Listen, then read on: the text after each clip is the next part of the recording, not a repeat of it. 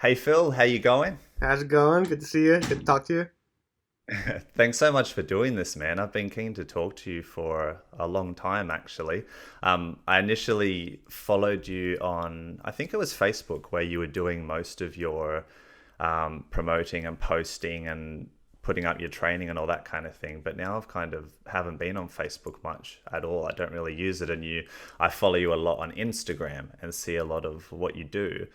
Um, so I think like the main thing I like to do when I have someone on is just kind of ask you if you could give us a bit about your training background, kind of where you started and what things you've followed to bring you to where you are today with your training.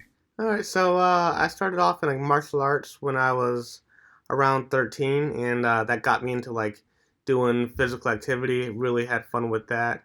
And then from there, I got into breakdancing for a while. And one of my friends was like, "Oh man, check out this guy named B-Boy Junior. He's so awesome. He does all these cool freezes and stuff." So I look him up, and this guy is like doing basically planches on his fingertips. And I'm like, "That's cool. What is that? I need me some of that." So I looked that up, and that takes me to like the world of gymnastics and bodyweight strength training. And then from there, I started learning about that. I started learning about, learning from Charles Poliquin, other training mentors and sources, and the rest is history. That's basically where it started off and where it's led to now. Man, that is so interesting. I was just doing a podcast with Yard Mohammed, a calisthenics athlete from the Netherlands, and I was telling him my background or origin story involves B-Boy Junior as well. Is I was just on the internet looking up, and yeah, I saw that famous video where he's doing those planche push-ups and stuff in front of a crowd, and yeah, to me that was the first kind of I don't know, like window into gymnastics, calisthenics, and then the whole world of, functional body weight training from there. Because it looked unreal. It looked like something yeah, couldn't have imagined humans could do. But did you know that, not confirmed this, but Yard told me that he had some kind of problem, as in that made his lower body disproportionately smaller than his upper body. Had you heard that? I've never heard of that. No. Oh, for Okay. Junior, for Junior. I thought. I'm sorry. I Yeah, thought you meant for yeah. Yacht. Yeah, for Junior. No, Yes. Yeah, I know he has some. I think some sort of issue with his leg, right? like I said, I haven't confirmed it. So if you've not heard as well, I won't keep talking about it because it could not be I think could he has not an be issue with his true. leg, and I think that's also like supposedly why his planche angle is so open, like his arms are not near his hips or like near his chest more so. But that's just yeah, Yeah. same thing. That's what I heard. I'm not sure if that's true or not. Yeah, I mean, it could make sense. But regardless, I mean, I'm sure he inspired a whole generation with that video, with that kind of stuff that he did. So, with the things that you were just talking about, what kind of ages are we looking at here? Were you always active as a kid, or did this all start when you were a teenager? When I was a kid, I was pretty much like I was the kid that a lot of people ended up picking first on their teams and then Hmm. severely regretting it afterwards. Like all show and no go. Like for some reason, I don't know why, but when I was a kid, my biceps were just like abnormally huge. And people Yeah. would look at that and be like, that kid's athletic. And it's like, no, don't pick me first. Pick me last. Don't pick me at all because I had no coordination. But when I got into martial arts, I was like, oh hey, this is a little bit less bad than all those ball sports I was playing. I'm somewhat decent at this, and then it was basically just like it didn't work out at first, but then eventually I found what I was more into, which was strength training, strength sports. I'm really into that and martial arts. Yeah. So did you find that when you were younger, you had kind of a genetic advantage? So obviously you just said your coordination and stuff was off because that's obviously can come down to skill and practice. But did you find with other kids that you tended to be stronger, faster, more powerful? I didn't find that actually when I was younger. I even had like some like it was crazy. Like people would just be like, "Wow, like don't tell anybody that you run like that." Like I got a lot of those jokes. Like most people thought I was unathletic. I was really into actually video games and computer work. I was Yeah. really into that more so. So I didn't really hit like any sort of athleticism until like basically when I was in college, and Yeah. I started working at a gym where I started working out and I started doing bodyweight strength, and then all of a sudden I started looking like I actually trained. But Right. Were they fast results? they were pretty decent results, and especially for the way I was training, where I was just kind of like tossing stuff around and seeing what stuck.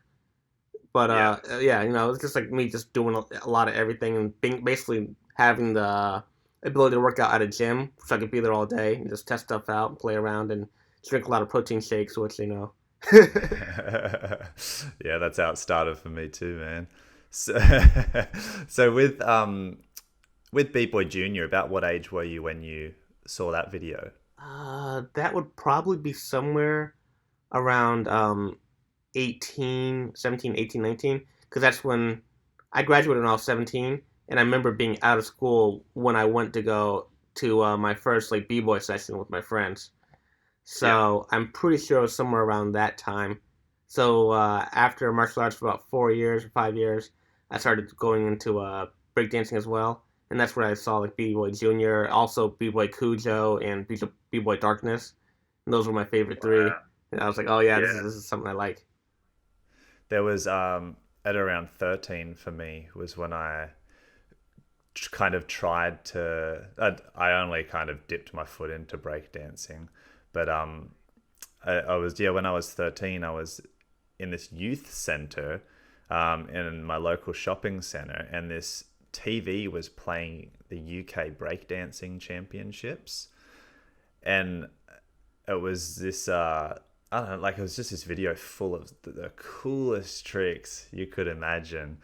I feel like the thing that maybe limited me was knowing like where to start or what to do in breakdancing, and maybe the limited teaching that was available for breakdancing. But did you kind of just dip your toe in it? Because I don't see like much throwback to breakdancing in the type of video content that you put out now. Is that kind of just because it's something that you keep off of your online coaching?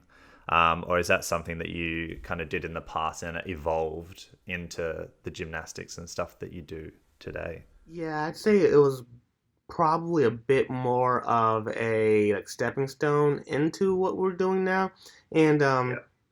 I still kept like a lot of it. But as you know, when you did breakdancing, it's like you spend a lot of time working for gaining one move. Yeah. And I Yeah. was like, yeah, I mean, I like it, but I also like doing martial arts, so it was kind of a hard to fit in martial arts and to fit in the strength training. And now at this point, training people as well kind of got a little bit Yeah. hectic. So I don't really get to do it as much as I'd love to anymore. But if I find free time, it's a little bit of top rocking nowadays and whatnot. I really enjoy like all the Yeah. freezes and stuff, but nowadays I do a lot more like other things, and I don't have the time as much for breakdancing as like I used to. It's tough, man, isn't it? When you love movement, but like you can't spread yourself too thin, or you don't make advancements in anything that you do. Yeah, I'm constantly dealing with that problem as well. Okay, so you did the breakdancing, then you also mentioned Charles Poliquin, and that name just kind of sticks out for me because for some reason it's one of the names I remember you mentioning when I first started following your posts. And what I remember about it was it showed to me that you put in that extra effort to immerse yourself and be open to other people's ideas, and to pay for it as well, like to go out and actually do these things, because I think a lot of people that are interested in mobility and just lots of different types of training are just on the internet watching YouTube videos or listening to podcasts doing it. I think there's only a small percentage that actually put in the effort, the time and money to go in and learn from all these other people in person. Was that also in your teenage years, or was that in your early 20s? And then just a carry on question to that was, I don't see you talking about that as much now. So is that kind of something that was in the past where you tried to absorb as much information as you could, and now you kind of feel like you have this foundation of knowledge, and can base your own opinions off of what you've learned? Or have you kind of moved away from attending like so many seminars, workshops, and been tackling things using your own mind and thinking, how does that affect me? How can I teach that? End of long-winded question. I love that question because it's exactly like what you said is exactly what happened. So when I first started, no, I went to seminar after seminar after seminar. Like we did some funny things to go to some of these seminars. Like, one of them, we went to Canada and we ended up like, me and Martina ended up like, like not having a place to stay. So we just stay in a train terminal until this guy eventually kicked us out because he's like, you can't stay here, and he kicked us out in the nicest way possible, by the way. Like, it's like a Canadian thing. There's like, he's like, you can't stay here, but you can go over there to Tim Hortons and stay there overnight, and it was so nice. But basically, like we went to a lot of seminars. I think I counted one time, it was like over 25 or something like that. And at first I was very, very, what's the word, strict on that knowledge, and I felt like that was basically like what I had to go on. So everything I learned got filtered through that knowledge that I had gained there with Charles. But later, I started reading the work of Nassim Taleb, and I started applying a lot of those principles to the training stuff. So nowadays, like one of my really big, like strong tenets with fitness is that like nothing gets basically believed unless it gets tested. Like I put everything to the test, and anything I can find. I'm like, can I make strength gains on once a week training? Okay, let's see it. Let's test it out. Let's see if it's possible. Can we do it in less than once a week? Let's see if that's possible. Can we do like minimalist training? Let's see if that's possible. Everything gets put to the test. So nowadays, I try to find the rules that are out there, see if I can break them, and see if I can still get people gains while breaking those rules, and while trying to do as little as possible, or as weird a protocol as possible, and all those different kind of things. Mm-hmm. One really interesting thing from what you just said, or something from putting your story together, is I get the feeling, just a hunch, that you love training. You love to be physical and be doing things, right? But a big shift in your mindset that I've noticed in terms of the stuff you're posting on Instagram lately is ways to get more out of your training in less time. So how you just mentioned, can I make strength gains in one session a week?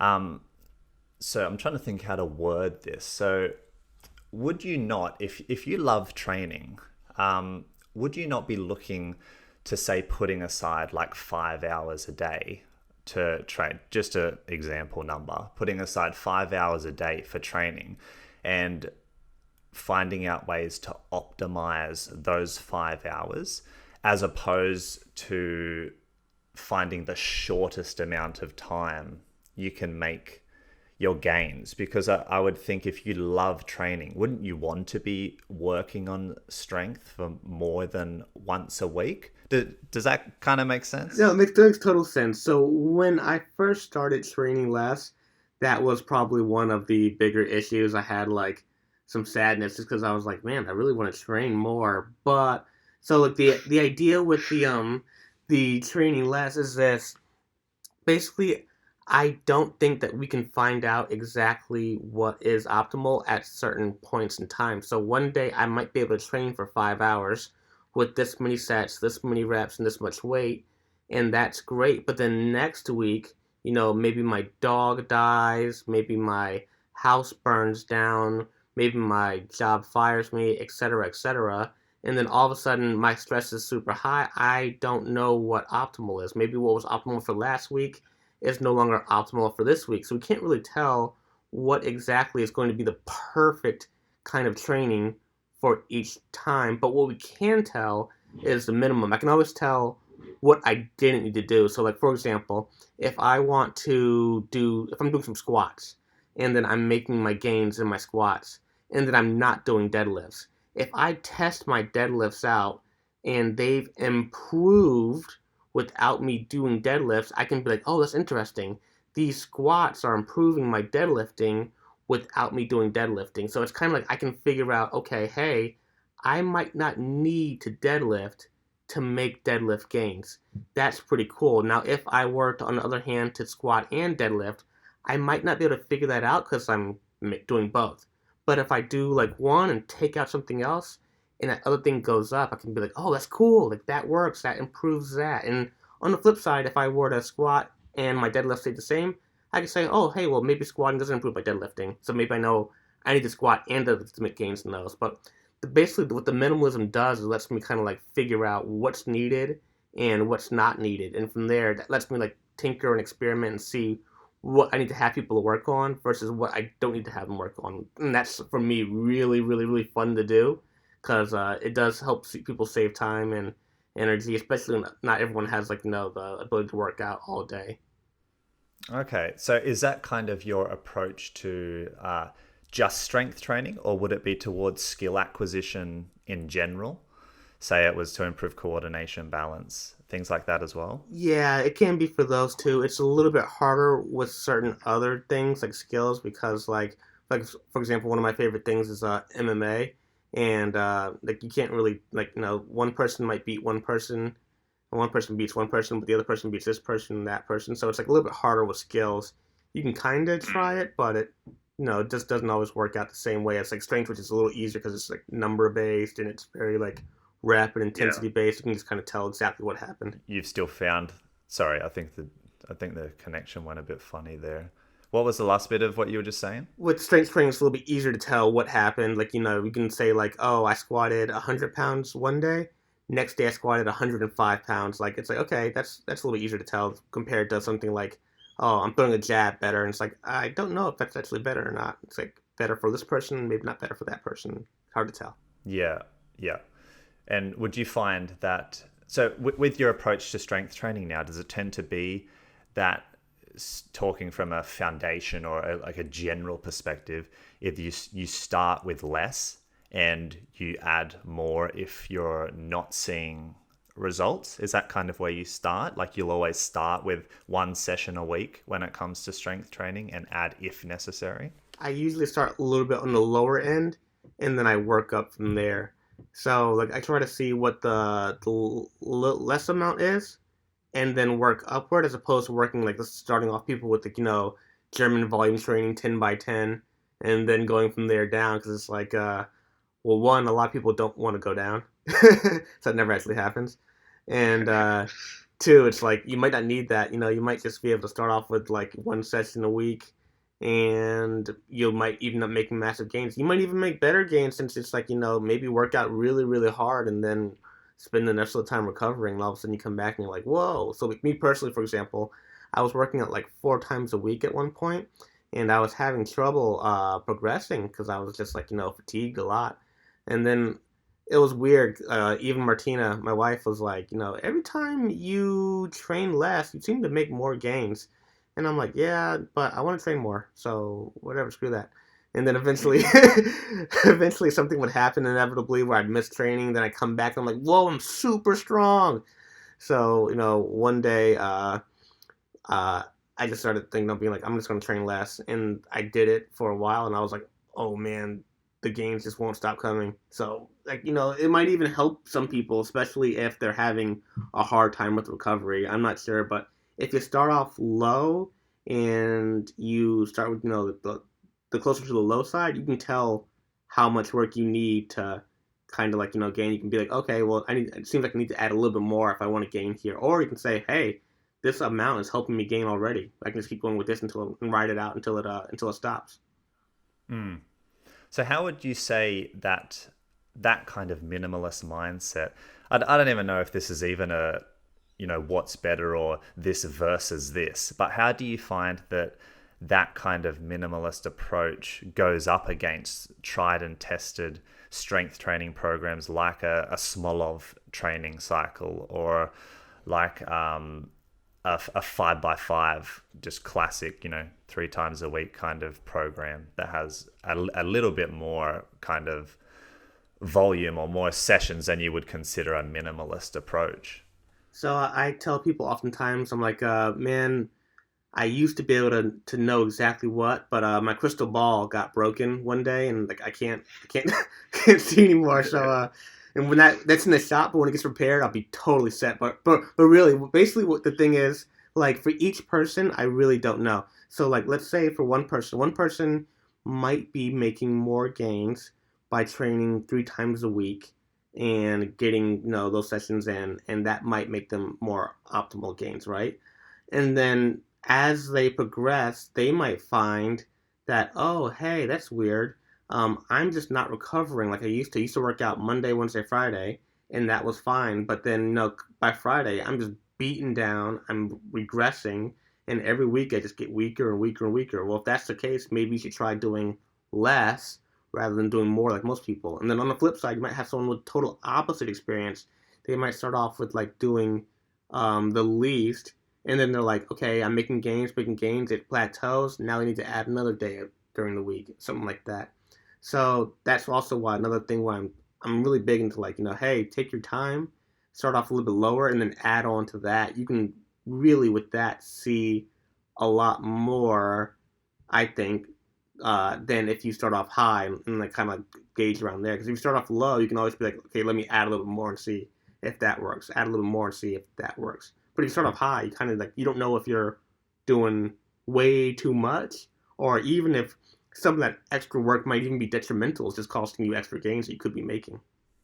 Yeah. Yeah. So if someone was making gains, strength gains, training once a week, awesome. If someone's making strength gains doing Smolov, that's fine as well. But you can tell me if I'm right or wrong. What you've noticed is that people tend to think more is better as opposed to less is better.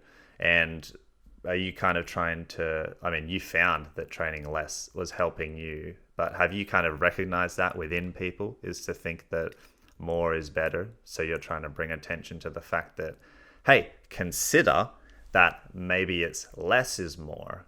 Because I find that's what I get from you when I read into it. But I find that a lot of people tend to take what you say as you saying that it's gospel, like this is how you should train, and people getting quite triggered by that. But is that kind of what your approach is? Is if it works for you, awesome, but you've noticed a trend in people to think more is better, but to consider that less is better. That's the whole thing. Like I'm not trying to say, hey, there's a lot of people who say you gotta train 3 times a week to make gains. And if you don't train 3 times a week, then you won't make gains. It's like I don't want to be one of those people who does it, but on the opposite side, where it's like, hey, you have to train 1 time a week and make gains. And if you don't train 1 time a week, you won't make gains. I'm trying to say, let's not blindly believe that you need 3, that you need 1, that you need 5.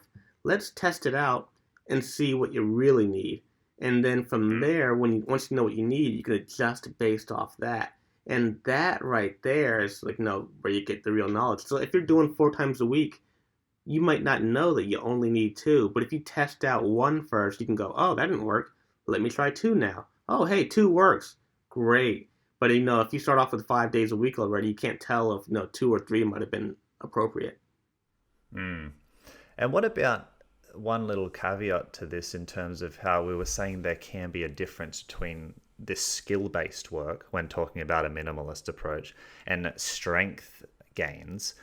Where would you think something like Olympic lifting would fit in, where it is definitely a strength-based sport and type of training, but there's also a huge amount of skill to it, because you want to practice that skill as much as you can to improve, and you also want to get stronger at the same time. But if you were, say, only training, or if you were only, say, a minimalist approach did work for you, would you still just be, in terms of what's your opinion, would you still be just training Olympic lifting once a week, or would you be doing the strength aspect once and then lighter weight and working on technique more so throughout the week.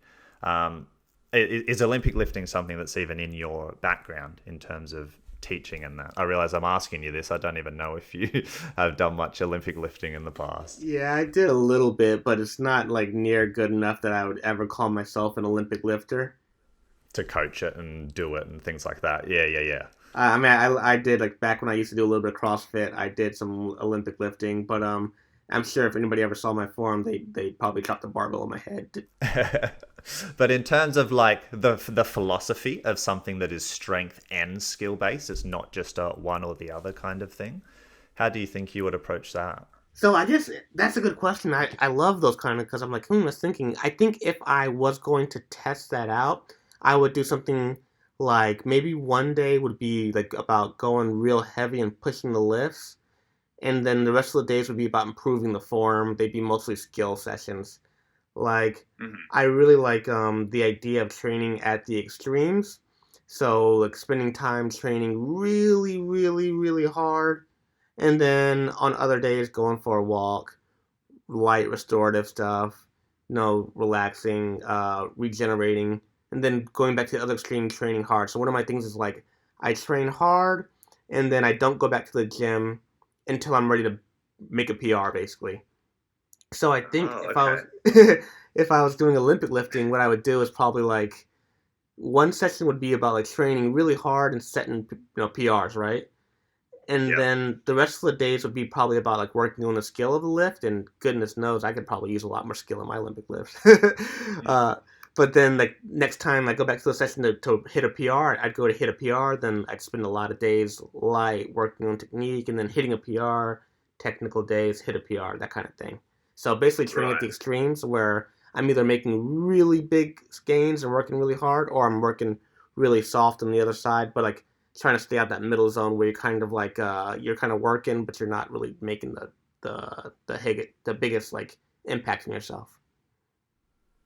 Yeah. Does your training revolve a lot in your strength training revolve a lot around improving PRs? Like do you relate PRs to an important aspect of strength training? Because I know there's some people that don't even like to PR. They'd rather hit their peak of strength in their 3 rep or 5 rep max. So is a 1 rep max something that is quite consistent or apparent in your strength training and something that you teach onto your, well, not teach, but put onto your clients as well, is where our goals are based around PRs? Personal record for people that don't know what PR is. Yeah, yeah, personal record. It doesn't have to be like the 1 rep max for me personally. Like as long as each time I'm coming in, whatever like PR I'm hitting a new one. So like if I'm doing a new 3 rep max and I hit something there, I'm happy with that. If I hit a new 4 rep max, 5 rep max, 1 rep max, as long as something's going up. Basically, each session I come in, I want to see something go up. And if it doesn't go up, then it's like, oh, well, then I'm not recovered. Go back home, rest. So like I've had sessions before where, like I remember one like a couple months ago where I came in, I worked out, and I was like, ooh, I'm not feeling good. And it was like 2 days after I had done my sprint training, and I was just like, everything just feels slow, everything feels terrible, this isn't working. And I'm like, you know what? Screw this workout, I'm going back home. So I went back home, and then like 2 days later, I came back, and the weights that I was using, they just flew up, and I was like, yep, that was right. Just all I had to do was just go home and relax. And that happened recently again. Like I came to the gym. I had just gotten back from Denver, Colorado, hanging out with some friends up there with like no high altitude, 7 feet above sea level. And I came Yeah. back to the gym, and I was like, "All right, time to lift." And then I was like, "Man, everything feels really heavy. This is bad." So then I was just like, "All right, we're going home." I went home, came back a couple of days later, and I was like, "Oh, I'm ready to do it again." I tried it again, and then all of a sudden it was like, "Wow, now I feel strong again." So that's basically the thing. I'm coming in to hit an improvement over last session, and if there is not an improvement, I'm not bothering with it. Like the first set, if it doesn't improve, I go home, and then I come back again a couple of days later. Okay. So you don't think there's anything to working through a what you could subjectively call a bad session? just because things are feeling heavy. So for example, just to touch an example if it helps, is I'm following at the moment the Smolov Junior strength training program for bench press.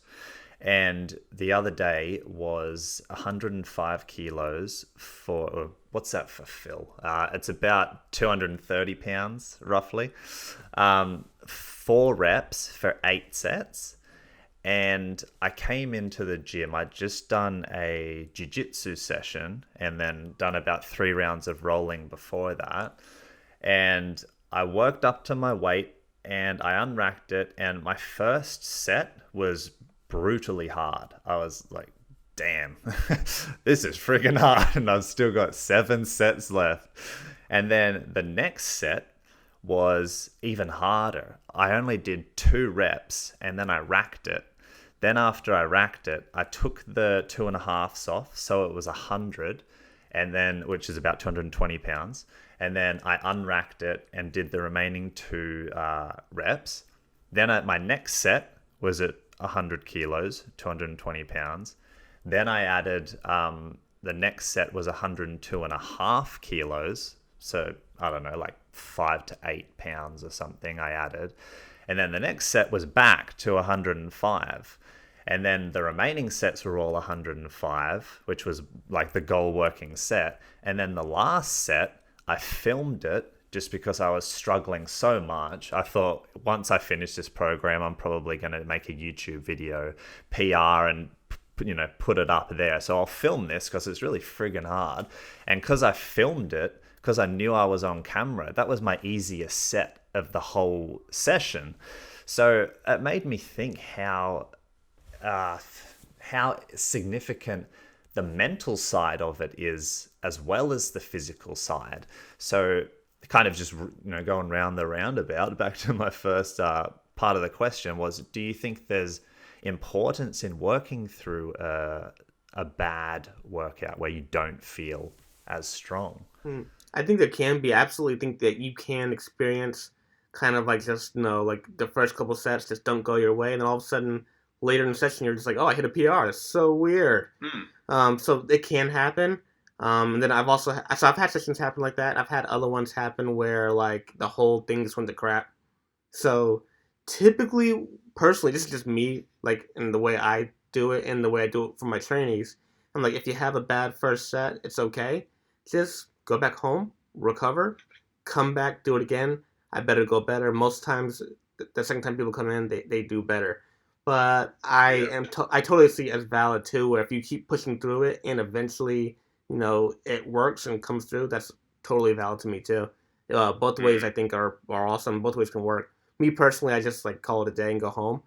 And I think it also probably depends on how frustrated you get. And like for me, like, if a weight goes wrong, typically I start kicking things. But if you can see that you get through that, you're just like, oh, I had a bad first rep or first set, and then the next couple sets get good. Sure, man, hop right to it. Like keep pushing through it. I think it just depends on you. Yeah, it's funny, man. Just before when you said a crappy session, even though that's just simple wording, I could feel the emotion in what you were saying, and it made me reflect on terrible friggin' sessions I've had where I'm just kicking stuff and like smashing stuff and so pissed off. So yeah, it can definitely go the other way as well. Like if you decide to work through it, it can still not improve. And also it's so hard it's hard enough to track, how you're physically feeling. What did I eat yesterday? What kind of sleep did I get? Am I stressed? That kind of thing. I feel like it's even harder to keep track of your mental state. Like I didn't know going in that I was going to be, I feel like I carried in, I've just done jiu-jitsu and I spent like a lot of time like grabbing and holding on to people. So my forearms were particularly fatigued. So I feel like I carried that mindset into the weight session as it started, thinking I will be fatigued and accepting that. But yeah, it's a pretty hard thing to track, the mental state. And I imagine even harder to be coaching people and trying to keep that in mind because you don't know how much they're sharing with you and like where they are. But I still think it's a significant aspect of it too. If people can, yeah, keep in mind of how they're feeling, if they're already thinking this is going to be hard or if this is going to be easy, and yeah, that kind of thing. Um, Kind of changing gears a little bit. One thing I've noticed with your Instagram is kind of a change in your maybe your tone or how you express yourself. And I've noticed I kind of maybe a couple years since you did it was seemed to be very much just sharing what you know or what you learn and your own training, to kind of a shift to more still doing that, but also calling out mindsets in the fitness industry that you don't necessarily agree with or think is bullshit. Maybe to symbolize it with like the introduction of calling things like a sucker mindset. Booker T, yeah. Calling certain mindsets like a sucker mindset. I'm trying to think of some other language. I mean, I'll let you kind of answer that in terms of how have you, was that a purposeful thing you decided to do in terms of how you represented yourself on social media, and what kind of response, how significant has the change in comments and how it's been received? And then after that, I wanted to ask you about two other keywords, was the things you have to say on disconfirmation and warm up. But can you just answer that initial part of it? Was there a specific change in the way you thought you would express yourself online, and what kind of response you received? I have a really good friend. Me and him go back and forth about strength training stuff, and he has taught me a lot about basically skepticism, putting my ideas to the test, and basically, I guess what he did for the most part was help me see that the things that I thought I knew as 100% fact were not things that I actually knew. Like they weren't actually true. So once again, like any of these beliefs that I oftentimes attack on the internet are often ones I had myself. So like if anybody was biggest sucker number one, it was me right there. So for example, like I used to think like once week training did I had this rule where if people wanted to work with me in person, if they couldn't work out with me at least 3 to 4 times a week, I was like, let's not even bother because it's just gonna be a waste of both of our time. And it's funny because coming from that role, now I'm over here being like, wow, yeah, I can make gains off once a week, and other people can make gains off once a week too, and I literally have them do it all the time, and I look back on it and I'm like, man, I can't believe I really sat there and thought that, and I really thought that people shouldn't try to even bother training if they couldn't train more than 3 or 4 times a week. So what ended up happening was when we first started off, our big thing was like, hey, static holds are kind of they're kind of I much prefer dynamic movement. So instead of holding an L sit for 30 seconds, I prefer doing something like a pike pull through where you press yourself up into a planche position and then back down. And we found that was giving better results than like holding statics. So my friend was like, you're already kind of on this mindset with making sure that you're testing stuff. Do it with all your other things too. You really encouraged me to do that with that. And then as I read more of Nassim Taleb's books, I started to look at stuff that I was believing and was like, oh man, some of the stuff I thought was true was just not true. I need to put it more to the test. I need to try and see if it's true or not. I need to see if I can disconfirm it, to see if I can disprove it. And a lot of the previous beliefs I had, I found to be untrue. And I actually went through a whole week at one point of just being like, I used to think this, I used to think this, I used to think this, I used to think this, and they're all disproven. It was a really fun week. As for the response to it, so it's cool because like for the most part, like the very big most part, most people love it. They're like, "Oh, this is awesome!"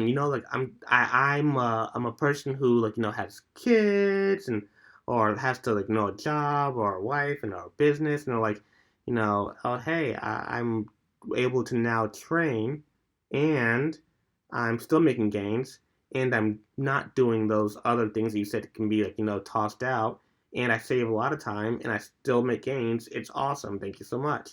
So like that's like 90% of the messages I get is like people thanking us for you know testing these things out and putting that work out there. And then there are some who like kind of have some pushback against it. And with those, it's like they're actually kind of fun themselves because it's like I see a lot of myself in them. I look back on those kind of people and I'm like, that's where I used to be, where I used to think like, oh my goodness, no, you can't possibly disconfirm this. That's totally true. You need your warm ups, you need your prehab, you need your mobility training every day. You need to train, 4 times a week, and if you don't, you're not gonna make gains. But even with those people, it's like, yeah, they're fun too in their own special way. So, like, most of it's been positive, and the people who don't like it have like they probably like are pretty extreme, but it's okay. Like I love it either way, and the people who love it like they are benefiting a lot from it, and that's all I could ever ask for. Do you find a lot of the negative response is from people that don't understand exactly where you're coming from? Like how I was saying, I see that a lot of the people that take it negatively are taking you to say that you shouldn't warm up and that I've disconfirmed that I need to train more than once a week to make strength gains. Therefore, that's what you should do. Do you find that's what a lot of the negative comments are focusing on? Because that's what I feel I've noticed. If I am just reading through your comments or you highlight a comment, is there misunderstanding what you're saying in that what you are saying is you think is the only way? Is that kind of just what I've seen, or is that just a mix of what you actually get in That's total? probably like half of it. Like some people, it's just literally like I just have to tell them like I tell them, hey people, you don't need to, you might not need to warm up. You know what I mean? And some people Yeah. will be like, no, like blah blah blah. I think warm ups are good. I don't think warm ups are useless. I'm saying I never said warm ups were useless. I just said you might not need to. And they go, oh, okay, cool. Like Yeah. but then there are some people I've talked to who are very, very insistent, and that's what I believe is where the suckerness comes in, where they say, "No, you need to warm up.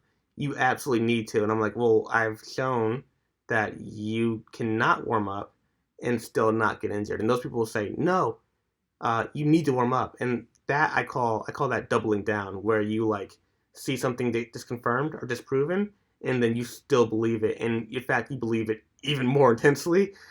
So when that happens, I'm like, Yeah. okay, yeah, well, great. Now I'm just gonna have to like uh, be like, yeah, don't, okay, sure, dude, that's cool, yeah, okay.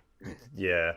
I'm sure there's other kind of subcategories of what I'm about to say, but I think fitness is very much a type of thing where there may be studies and there may be, evidence to strongly lean towards a certain way of doing something.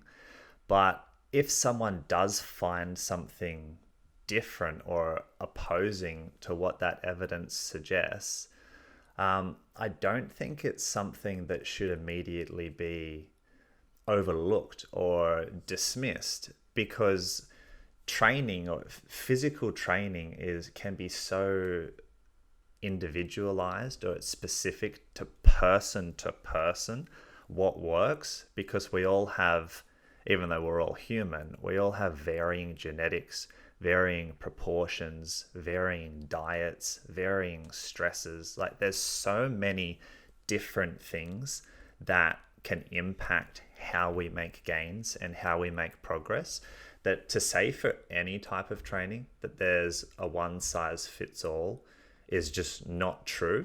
And also with training, because some people might think this is long, but because humans with our physical training, we can adapt and improve on things in weeks and months. That's relatively quick in terms of like a scientific study to say that something strongly suggests this is true or isn't true. The time that it takes to properly, through a scientific route, say that through studies takes so long that if all physical training waited for that kind of thing to come out before we started doing something or trying something or suggesting it, that we would almost never get anywhere.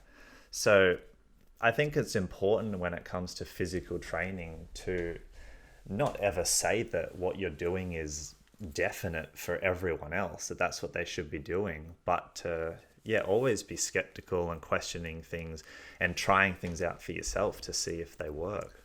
Fully agree. It's so fitness is such a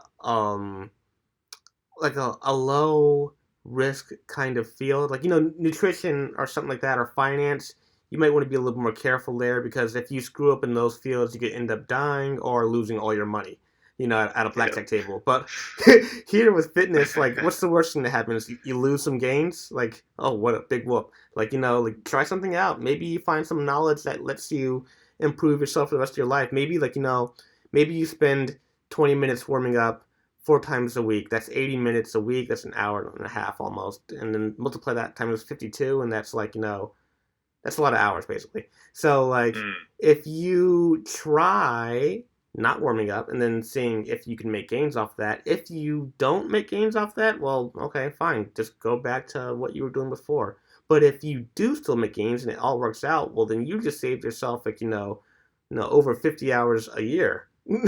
Where can you put that? You know what I mean?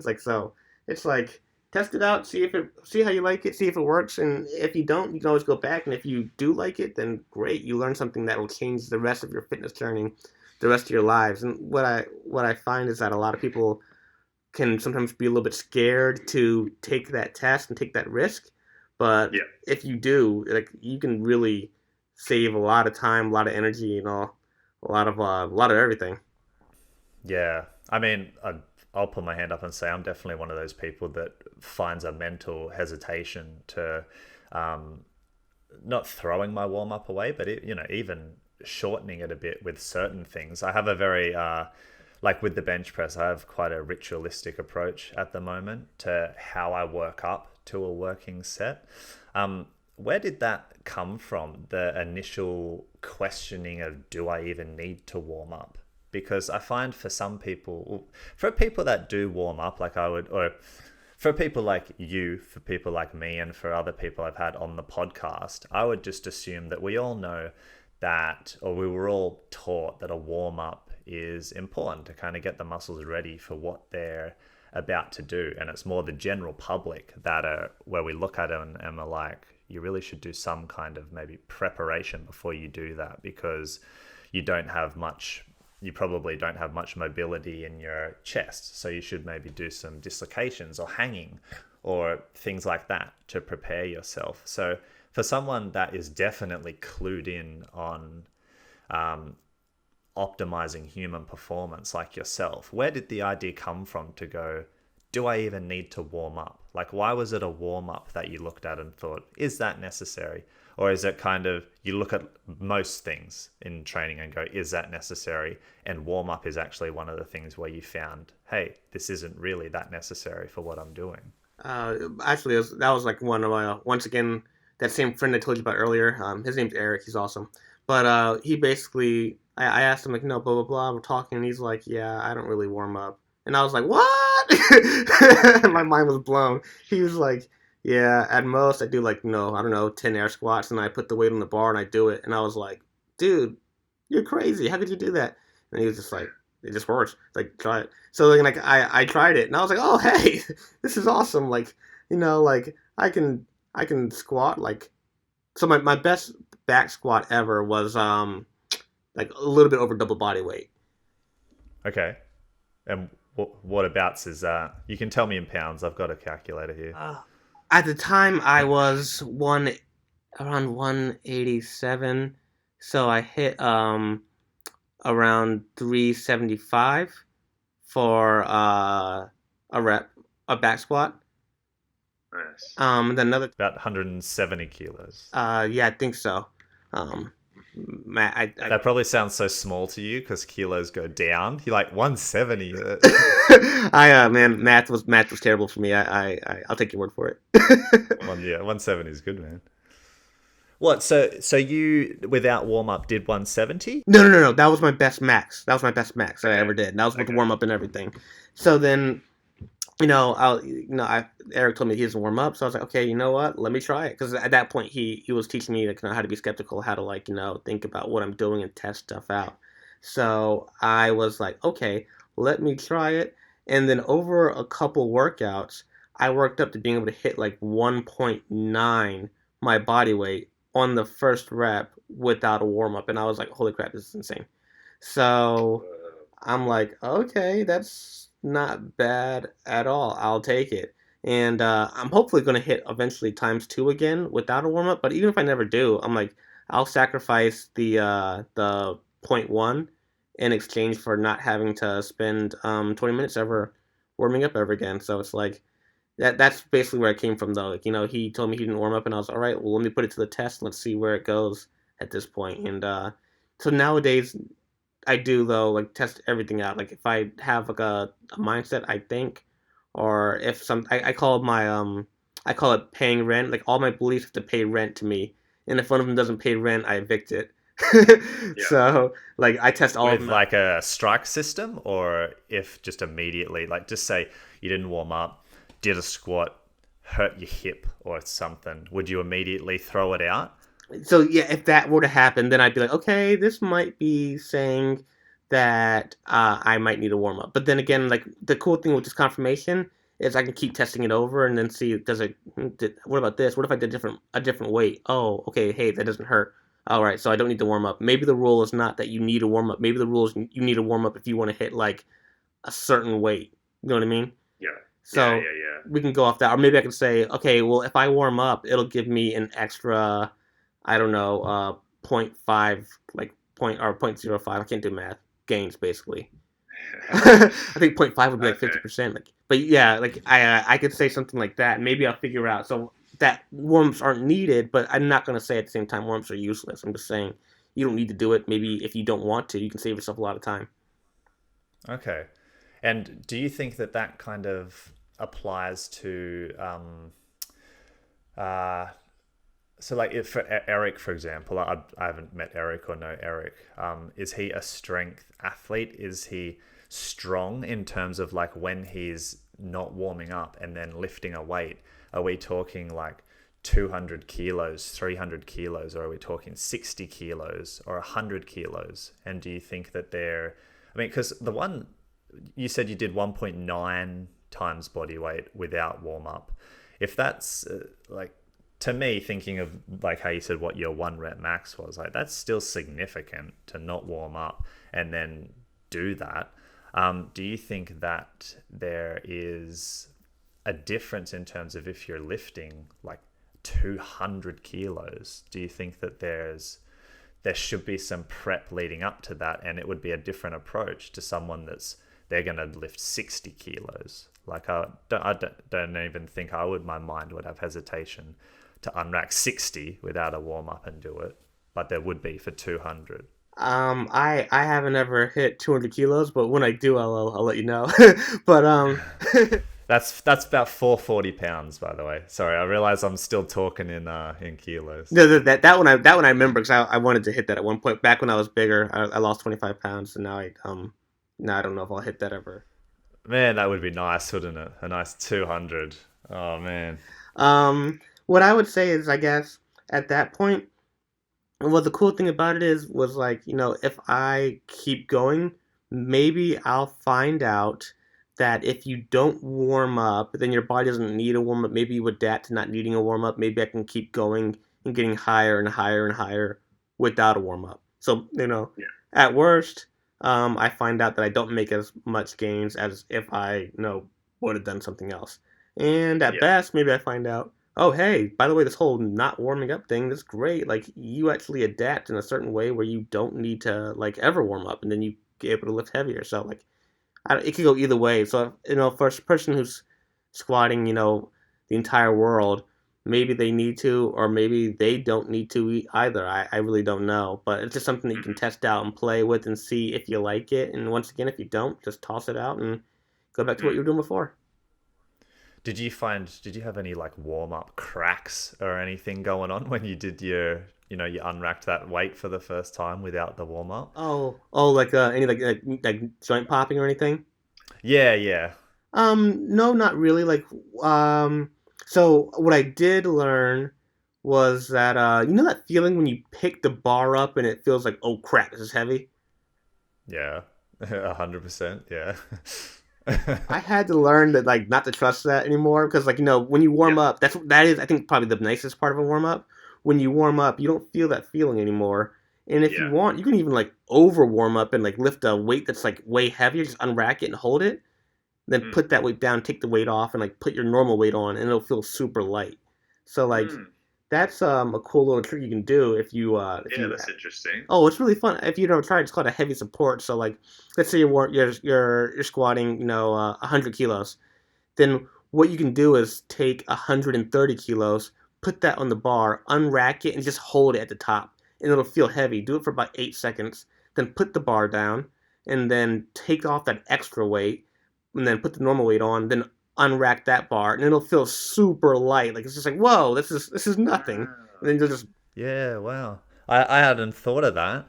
And you just saying that it makes me think of how what we were talking about before with that physical and mental prep. Yeah, when I unracked that 105 the other day, it felt so heavy. That feeling, like you just said, where you pick it up and it feels heavy. It felt heavy, and it mentally affected my approach or my first few sets. That could be something that warm ups do for some people. I think it would definitely do it for me because I do it in 10 kilo, which would be about 22-pound increments as I warm up. And that gets me physically ready, but it also gets me mentally ready to hold that working set weight. Um, that's just me thinking out loud. Yeah, like for some people, that warm up, yeah, I see what you're saying in terms of people like think if it works for you, whether it does or it doesn't. But warm up might also have a very strong mental gain that some people might find they don't necessarily need once they realize that's what it does, is just gets their mind ready to hold that heavy weight above them or on their shoulders. The other key word I wanted to talk to you about was, we've been talking about it already, but the disconfirmation. Are you able to, because I've not heard that word applied in the kind of the fitness industry before. So can you just briefly kind of say like define what disconfirmation is and how you've been applying it to your own training and and teaching your trainees? absolutely. So it's really, really, really like almost hard, it's hard, almost impossible, or probably impossible to prove things. So like, I cannot prove that everyone in the world who is alive and has been alive and will be alive in the future will be able to make gains off 3 times a week. Like some people might make gains off less, some people might make gains off more. So it's really hard to prove things. But you can disprove or disconfirm things. So like for example, we'll find a rule. The rule could be if you want to make gains, you have to train a body part or a movement at least twice a week. And that's like no the rule there. And I can say, okay, great. Now that we have this rule, let's disconfirm it. Let's have somebody train only 1 time a week and see if they make gains. And if they make gains and continue to make gains off once a week, then the rule that you must train twice a week to make gains is now disconfirmed. So the idea is that it's a lot easier to disconfirm things and find out basically like what isn't true than what is true. So for example, the one if you read Nassim Taleb's books is it's hard to prove that all swans are white. You can't really prove it because if you have to find every swan in the world in the past and in the future. But what you can do is simply find one black swan and that disproves the rule that all swans are white. So that's what we use there, just confirmation to figure out things that are basically not true and to kind of work our way backwards and to kind of like see what we can remove. Right. And is that based on um, applying it to your own quote unquote beliefs in the fitness industry? So that it's about using disconfirmation uh, applied to an individual's quote unquote beliefs on what they think works or doesn't work. Because I know this isn't true, but let's just say everyone in the fitness industry is honest, right? Let's just say everyone is honest in the fitness industry. So no one is going around saying this definitely works. This will definitely give you a six pack. This will definitely give you gains. No one's saying that. Everyone is saying this may work. This may not. If that was our current world, there seems like there would be no place for disconfirmation because no one is saying something definitely works. So is the idea of disconfirmation to apply for an individual to apply it to what they think is definitely true so that they can realize things that maybe they didn't consider and therefore progress both physically and mentally with their training? Absolutely. You could apply it to, like, okay, so let's say everyone in the fitness industry just took a potion and now they're all skeptics. Now no one ever says the word like 100% fact or 100% certain ever anymore. Yeah, we can only dream such a world. Anyways, you could still use it at that point. So you could still say, okay, I hypothesize that to make gains, I need to train a movement at least once a week. That could be your hypothesis.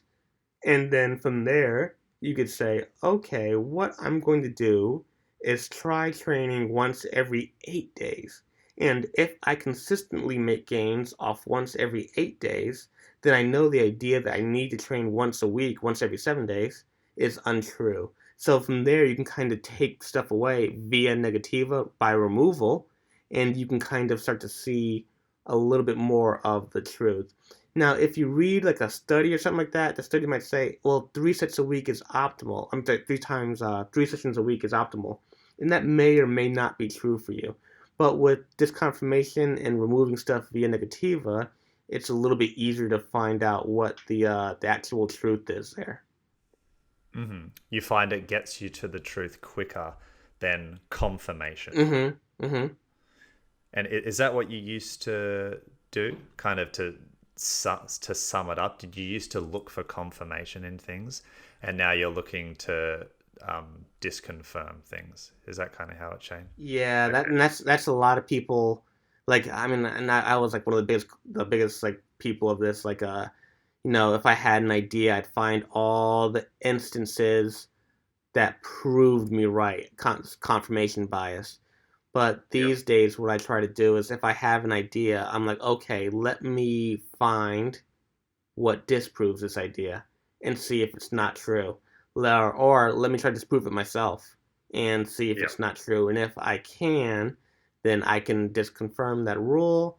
I can kind of go from there and go with that knowledge of, oh, hey, this thing, it's actually not true. Cool, great, let's work with that. Okay. And where would you draw the line in terms of saying you disconfirm something for yourself? But we were just talking before about how the human body or each individual can have different things, or the same thing will give them a different result, or different results will get them to the same end result. How do you apply something where you disconfirm an idea? Do you then say, I disconfirmed this through doing these things? This may work for you. That's one side of the line. Then the other side of the line is you have, say, 10 to 20 people that you've been training who have all, through like training all of them, you've disconfirmed an idea. So you've got kind of a study group on one side and you've got you as an individual on the other side. Do you feel fine sharing the results of both, and both are kind of like, hey, this just worked on me, that's the only person I've tested it on, but it could work for you, therefore here's an idea, you should go and try it? Or do you feel you should only share the things where you've seen a group of people that it's worked for? Or do you not really have a line in terms of you need a threshold of people to tell people that you found it worked compared to it just working for you? I think I rambled a bit there, but does that kind of... That's a great question. I think not only should you test things out on yourself, but part of a good actual theory is that you give that theory to somebody else and have them repeat that exact same process and they test it out, and then if it works for them too, great. So like that's absolutely what I think it should do. So um like if you test something out, or like if somebody tests something out and they find that they get a particular effect, I love hearing about that regardless of how many people that they had tested out, because that's like, okay, great, now I can test it. I can see if that worked for me or if that didn't work for me. And then next person can test it, and it can be repeated over and over and over and over again. And in my opinion, that's a very, very good theory to have. Like a good theory that is it's testable and repeatable. So like that's why at the end of all of our posts where we talk about testing stuff, I'm like always like, okay, so test it out, and you might find that you don't need to do this. So it's never like saying, hey, this will absolutely work for you, or like I don't hold it back until I've tested it out on like a certain number of people. I'll say, hey, tested it on myself, it worked, and then later if I test it out on trainees, I'll be, hey, I tested it out on myself and the trainees, and it still worked. That's even better. Maybe you should probably really test it out now if you're really interested. Mm. And how do you, with this disconfirmation, um, how do you ensure that it's something that worked due to the disconfirmation hypothesis that you had? So an example would be you have your hypothesis that you could still make strength gains training once a week. So you train once a week and you make strength gains. But what if those strength gains weren't necessarily from training once a week? What if prior to that hypothesis, you trained 4 times a week for 6 weeks straight, and then by training only that once a week, you did great because your body had actually had time to recover from those 4 sessions each week for the last 6 weeks. And that was why you had the strength gains, was because you had a break and then your body was fresh and then you went in. So then, I mean, the obvious is, to repeat the test. Is that something that you find that you do? So say you disconfirm something, how many times do you then repeat it to see if that's actually what it was? Do you try and set up the same conditions? Because we were just talking about that's so hard to try and set up the same conditions that you found in one session. Say you hit a PR, to consider everything that led up to that in terms of like, is your dog sick? Did you lose your job? Things like that. Yeah, how do you test that the disconfirmation is... How do you test that what you've disconfirmed is due to the hypothesis and it's not outside things? And do you repeat these tests before you say, this works for me? I freaking love this question because, man, like, so like, when I first started doing it, like with the once a week training thing, right? I had a guy message me and he was literally like, well, the reason you're making gains is because, you've been training for this long with this much frequency. And then I was like, but dude, I've been like still gaining with once a week for like 12 weeks now.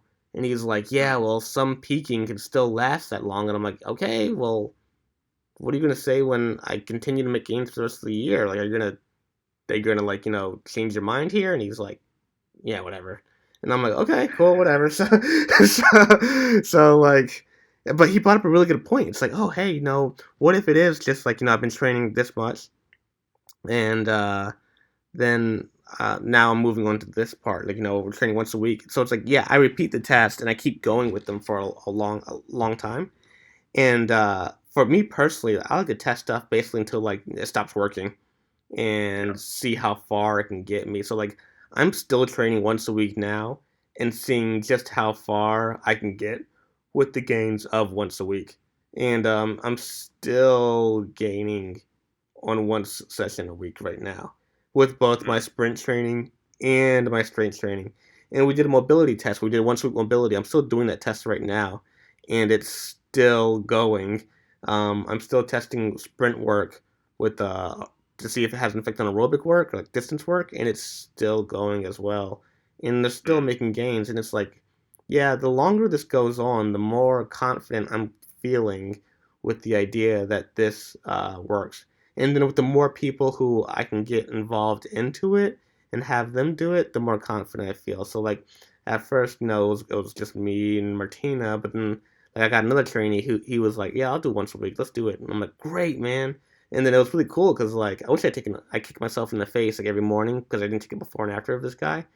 Like he was having a hard time gaining mass, and all of a sudden we went to once a week training really, really freaking hard like we do in our videos.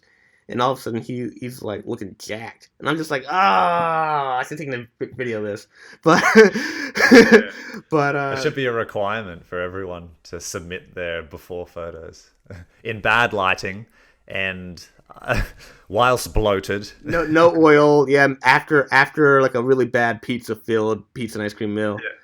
But like he did it and he got gains. My wife did it and she got gains. She was able to do like a partial one arm chin up eccentric, and I'm like, holy crap, this works. So it's like the more people I have doing it, and the longer I do it, the more confident I'm feeling with these things that we're saying.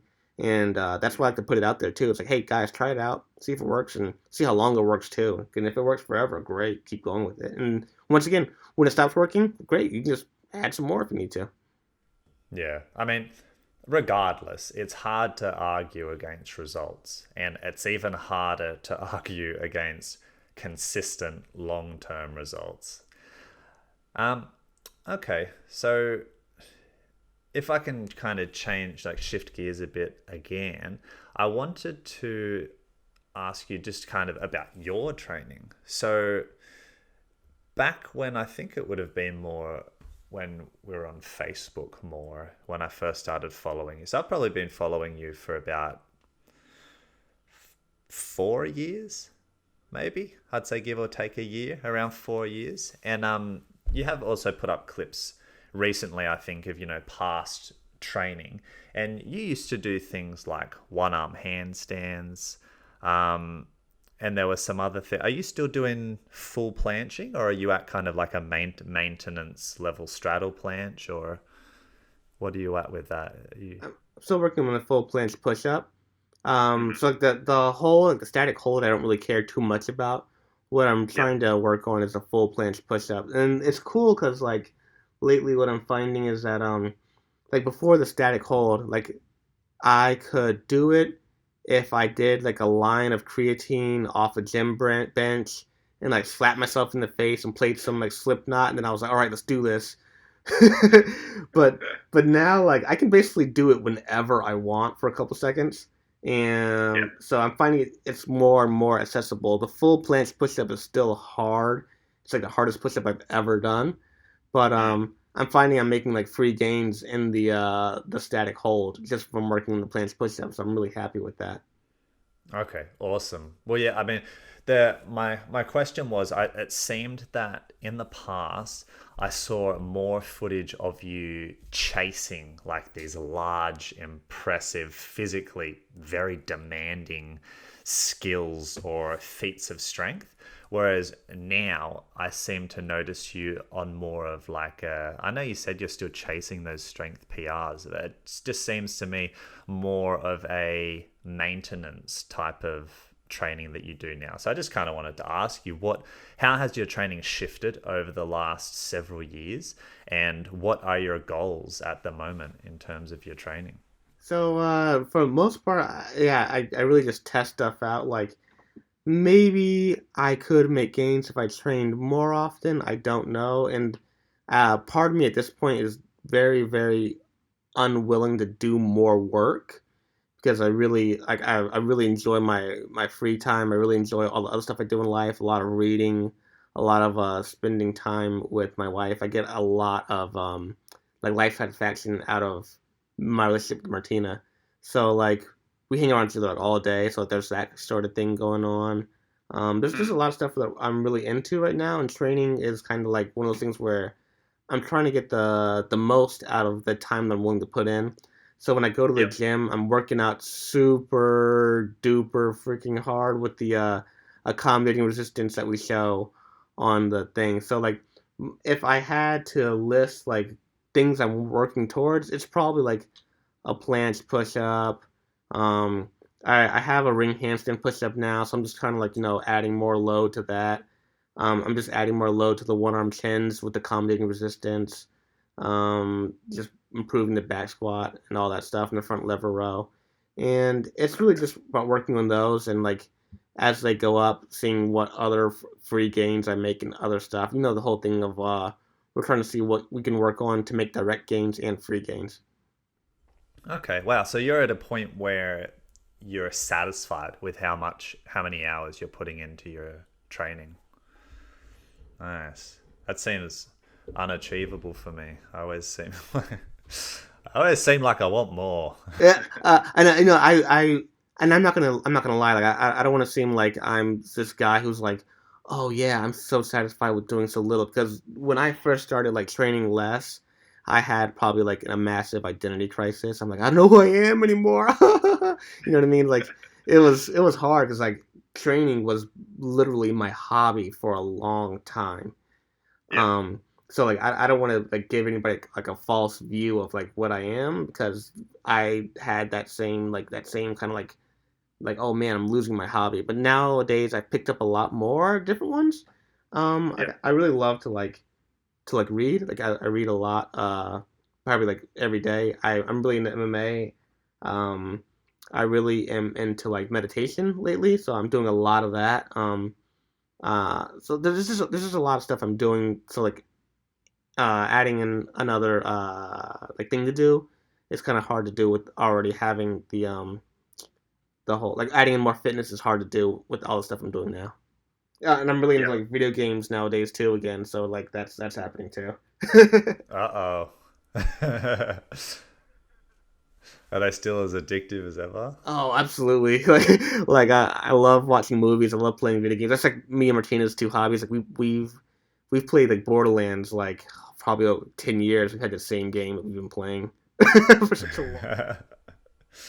Do you still find yourself going back to the retro games, like older games? Because I find like nowadays games are you'll probably have a different opinion because you're playing them, but I find like when I try and get into games nowadays, there's so much I'd call it faff around like just playing the game. There's so many details to set yourself up, and I find like just going back to Nintendo 64 Mario Kart or just like just keeping it simple. Um, yeah, yeah, I don't know. I'm keen for Pokemon Shield to come out. I'll probably be Martina playing plays all that. those. I can't figure those out. Martina plays all those. I'm like in the shooters and the RPGs and all that stuff. But Yeah, yeah, yeah, yeah, right. Martina's our Yeah. Nintendo expert. Yeah. So, one other thing that you mentioned, which I was heaps keen to talk to you about, was your interest in MMA, because I know you have a really keen interest in it, and you mentioned at the start of this podcast that when you got into martial arts when you were a kid, but you don't really talk about it much, nor do you seem to teach it on any of your social media platforms. So, what's kind of your background in martial arts? Why do you do it?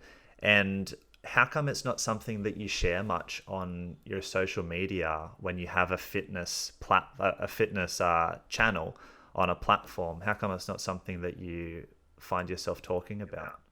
So that's great questions. Like so I got into it when I was 13. I started off in like basically doing Thai boxing. And then I started doing Brazilian Jiu-Jitsu. From there, I got into like American folk style wrestling, or just because or like collegiate wrestling as they Okay. call it. For a Yep. while, I did a little Greco and freestyle wrestling. Yep. Later, judo and boxing, and a little bit of sambo. So and some karate. So like I've done a lot of different martial arts, and I really just love watching martial arts, and I love watching MMA, UFC, all that stuff. I really enjoy that. I don't Yeah, really so good. I don't really talk about it too much just because it's like I usually am talking about the other stuff like fitness stuff or I'm just showing our lives. Sometimes I'll post about it or I'll write about like hey I'm studying this, I'm analyzing this fighter now. Like one of my favorite things to do in my free time is like analyze people's fight styles and look that up and then just enjoy it. But I just do it mainly for the fun of it. Um, and if people also enjoy it, like cool, I talk to them about it. But it's just kind of like just like a side passion.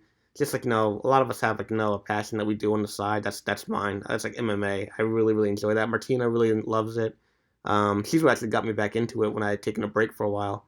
But yeah, so it's mostly just a side hobby I really really enjoy. Okay. And well, with the what age did you say you were when you saw the B-Boy Junior video and kind of got inspired from that? I want to say 17 or 18 or 19, somewhere around there. Okay. So I'm kind of just again generalizing, but if you found that B-Boy Junior video at like 17 and then you got into like breakdancing and then like gymnastics, bodyweight training and everything, mobility, and what you do as an online coach and what you put out is a lot of training and recommendations on how to train the like bodyweight training and mobility. If you discovered martial arts even further back than that and you've been into it this whole time, don't you feel like you have something that you could offer people to the public in terms of like advice, whether it be technique or just how to approach and get into martial arts? Like, how come it's something that you've, whether like active or not, you've been quiet about? Oh, it's good. I mean, it's just mainly because the other stuff that we do takes just ends up taking more of a precedence. Yeah. So like we do have a lot of talks like about like my movement background ended up being like martial arts, but it's also breakdancing. We also did rock climbing for a long time. We did ballet and contemporary dance for a while. We just went through all these different forms of movement, hand balancing for like 3 or 4 years, like up to working on one arm handstands. Like we did so many things. So when it comes to like, usually when people ask specifically like, hey, I have this specific problem with the movements I'm doing.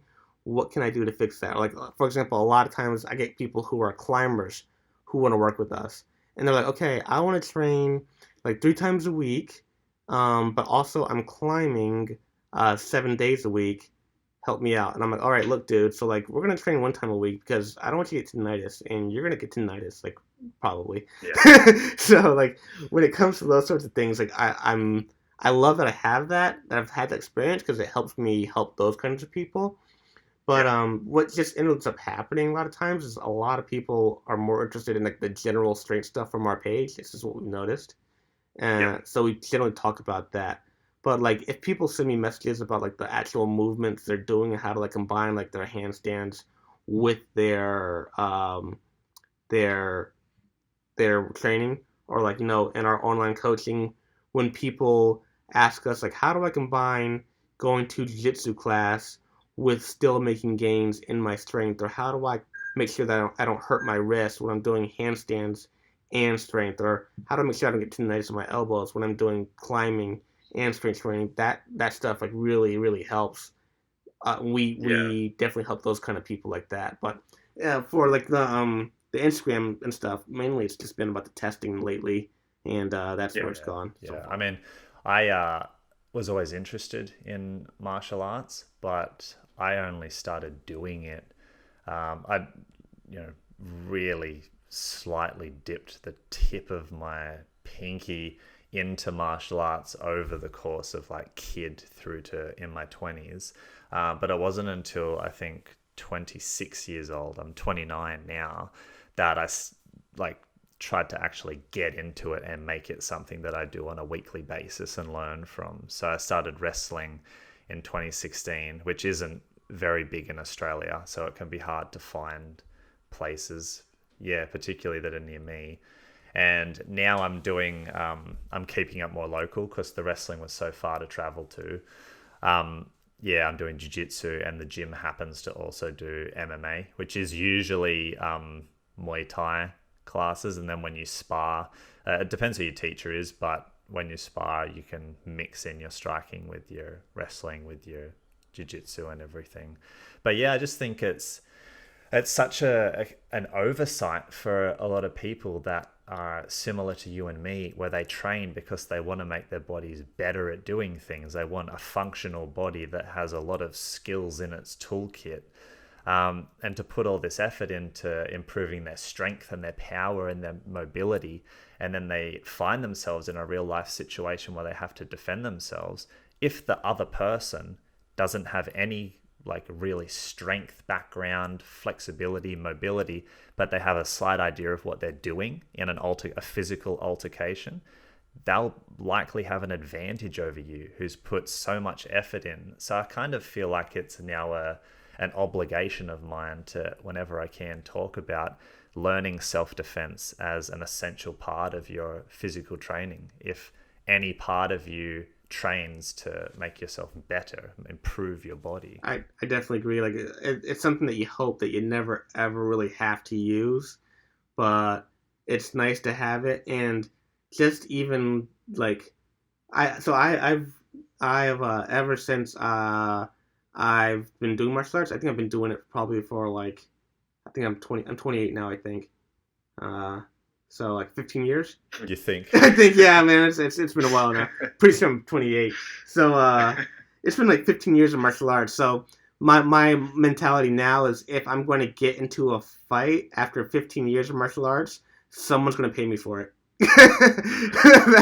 that's my rule. So like, but the nice thing about it is like I feel like martial arts has helped me stay out of fights. It's just like whether it's like hey, someone's just kind of got a weird vibe and it's gonna move away, go someplace a little bit safer, or whether it's just like someone gets mad at you while you're driving on the road and you're just like, oh man, it's cool, sorry about that, like I didn't mean to upset you, and then it's like you don't have to prove yourself at that point because you're like, dude, I've been doing this for 15 years, and like I said, if I'm gonna fight somebody, we're gonna have to I'm gonna call somebody up. I can call somebody up. I got them on speed dial. We can both get paid for this. Let's not do it for free.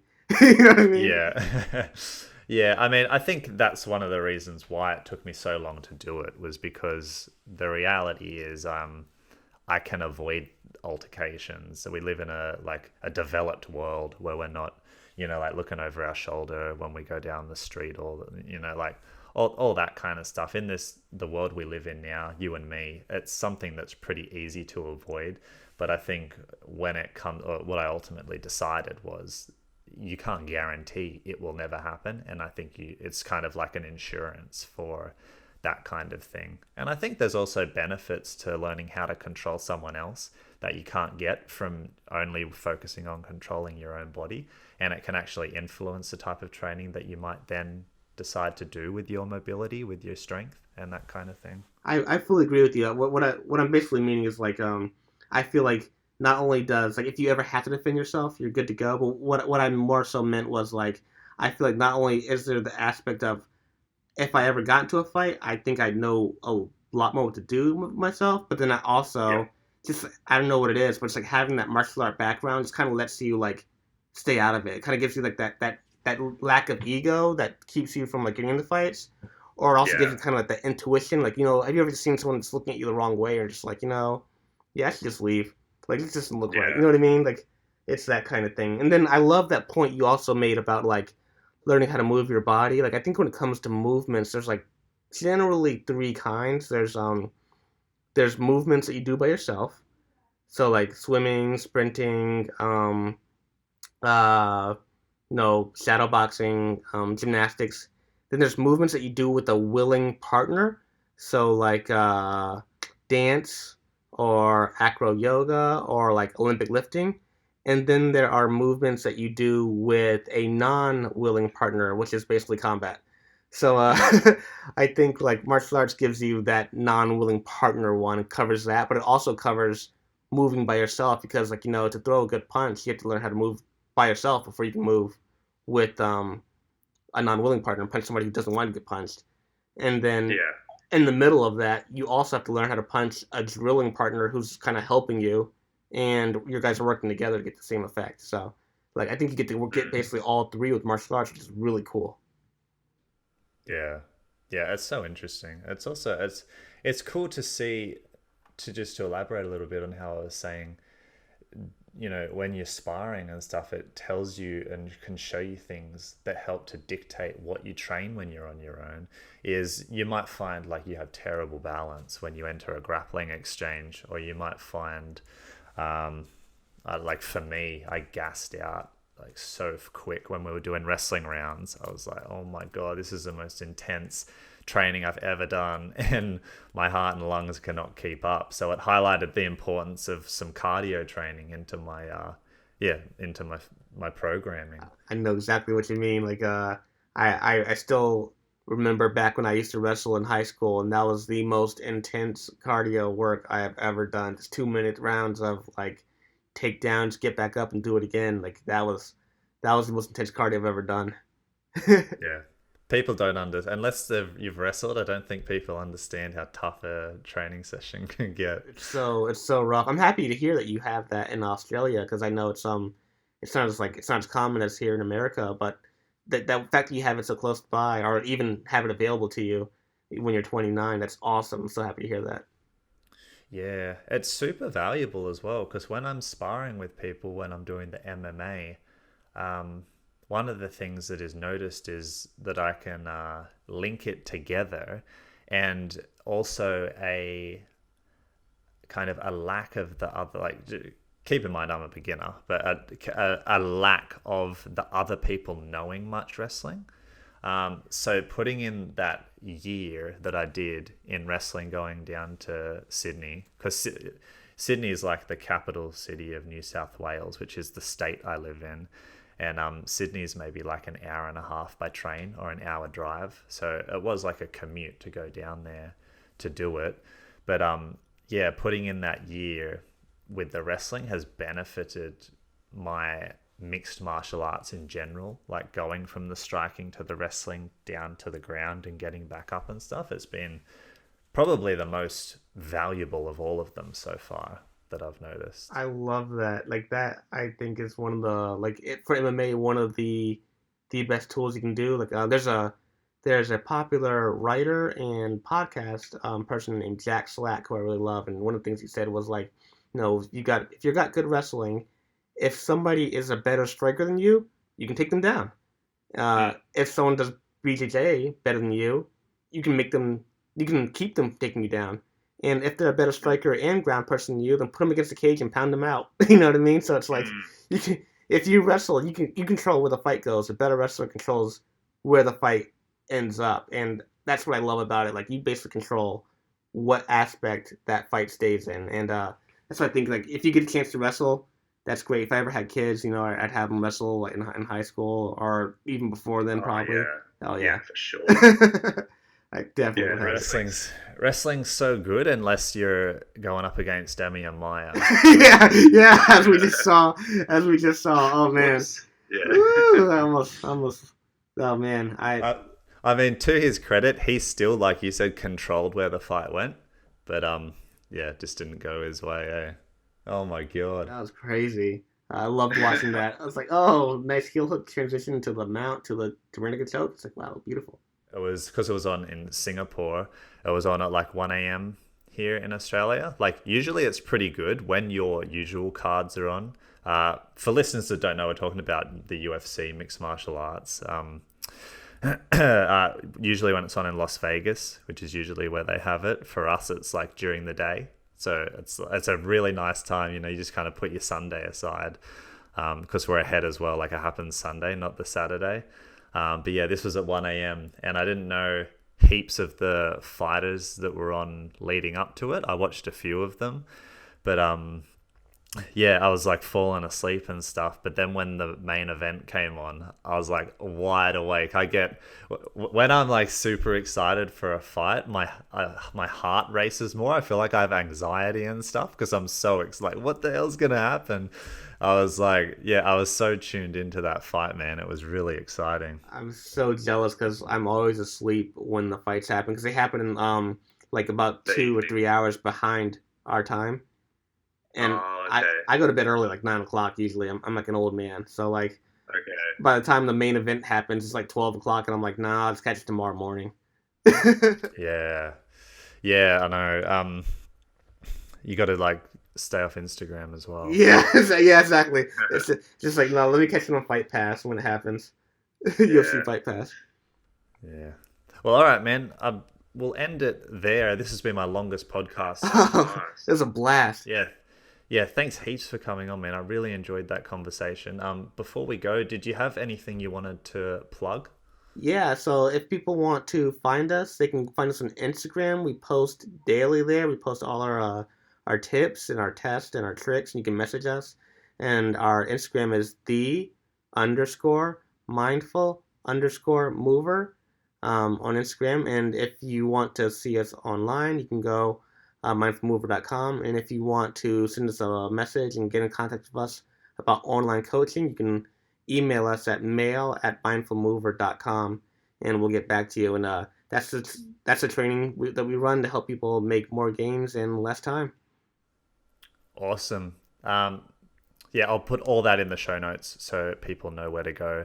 So yeah, Phil, thanks so much for coming on. Thanks to Martina for support. She's the best. That was super helpful as well. So yeah, hopefully we can do it again sometime. I'd love to. Anytime you're ready, I'd love to. Awesome. Really appreciate it, Phil. Thanks.